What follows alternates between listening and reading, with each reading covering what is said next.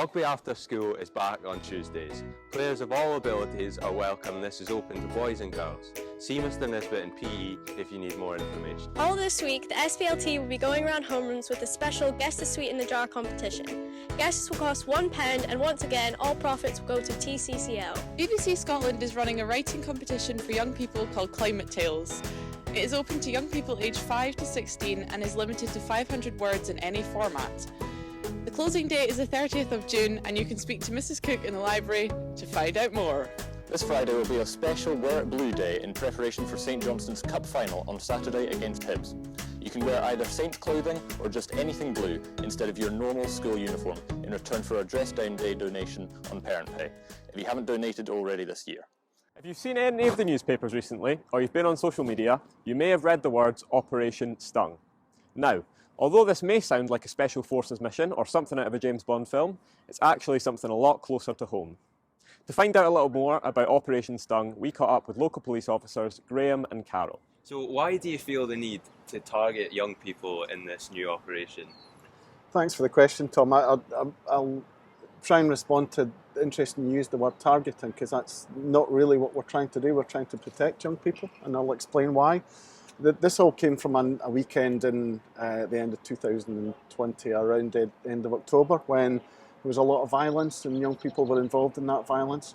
There was a 15-year-old boy who was stabbed, and there were a number of other violent crimes committed against young people by young people, and vandalisms committed to shop fronts and police cars.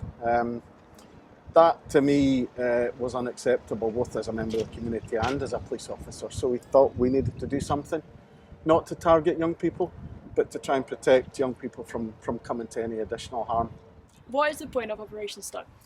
There were kind of 3 points. The first one was in response to all the violence we saw. Now, I will use the word target when we talk about how we responded to that. We wanted to identify who was responsible for that, and we identified around 6 people who were largely responsible for that violence, and took punitive action against them, and since then we haven't seen those levels of violence. The next step was to make sure that we did all we could to protect other young people who found themselves in the midst of that kind of behaviour. And not just violence, but what we were finding was there were a number of young people who we had to take to hospital because they used alcohol and drugs, and it hadn't reacted very well with them. There were a number of police officers who were getting missiles and bottles thrown at them, and also we need to consider members of the public who are getting affected by that behaviour. So we don't really have any desire to go out looking for young people, but sometimes we have to respond to calls that we get from members of the public. But the third part, and the bit that's going to be a bit longer term, is I'm not naive enough to know that young people will go out, and it's absolutely the right to go out and use public spaces. What I'm very conscious of is over the last year with COVID-19, we're seeing a number of adults who are now talking about going back to pubs, having barbecues, and there really is nothing for young people to do at the moment. So we're looking to try and work with the council and other partners to try and find some money, to try and do something positive, to give some young people the ability to get their lives back and to congregate with their friends safely, and to try and make sure that the police energies are diverted towards all the things that we would like to do. I mean, we have a duty to protect people who may be more vulnerable. We have a duty to find missing persons, and those are only 2 examples of the things that we are duty bound to do. So we actually would rather not spend our time chasing around young people, and really want to try and help them to look after themselves and keep themselves safe and give them something to do after the pain that we've all suffered this last year and a half. So what are you trying to do, and what does it look like? Well, what we're trying to do is keep young people safe and make them aware of how to keep themselves safe when they're out. And how we're doing it is we've taken a multi-agency approach, which means that we've got police involved, we've got our community team out on a Saturday night, we've got the street passers, they come out on a Saturday night as well, community wardens are out, and everybody's overlooking the young people that are out and just try and keep an eye on them to make sure they're safe. What we don't want is when police turn up for the young people just to disperse, because sometimes that we feel that puts them in a more difficult position if any of them are in any difficulty. But the police are ultimately there to make sure that young people are safe and that they're being looked after and that they're not putting themselves at more risk than they need to. So what's gone well, and is there anything that hasn't worked as well? Well, I would say we've had a relative success in targeting, I'll use that word again, those that have been responsible for violence. We haven't seen that level of violence, and since then, what's not gone so well is actually trying to make people understand what the police are there for, and that's why we're here today talking about these issues.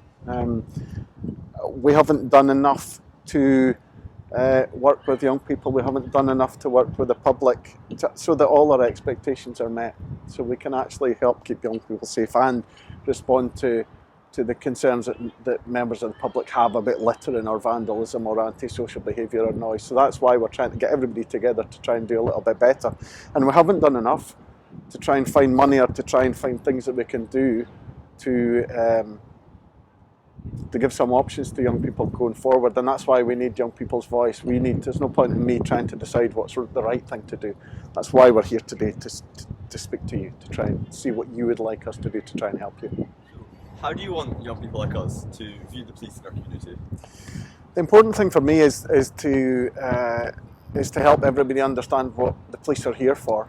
We're really just members of the public who get paid to be vigilant. We're no different from you, no different from other members of the public in the area. Now we have a responsibility to respond to calls and to questions that members of the public raise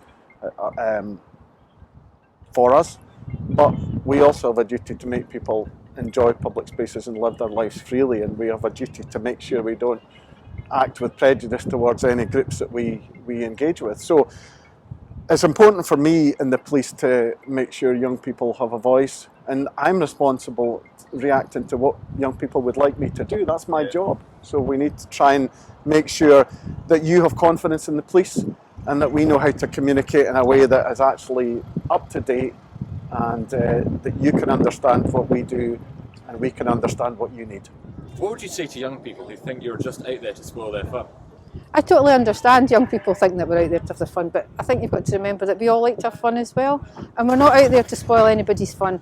We're out there because we've got concerns, and members of the public have got concerns as well, and we're trying to keep people safe. We're trying to ensure that if anything is going wrong, that you know where to come to, and that there's somebody, whether it's a street pastor, community warden or police, that there's somebody that everybody can go to, and so that you're aware of it, just to keep you safe.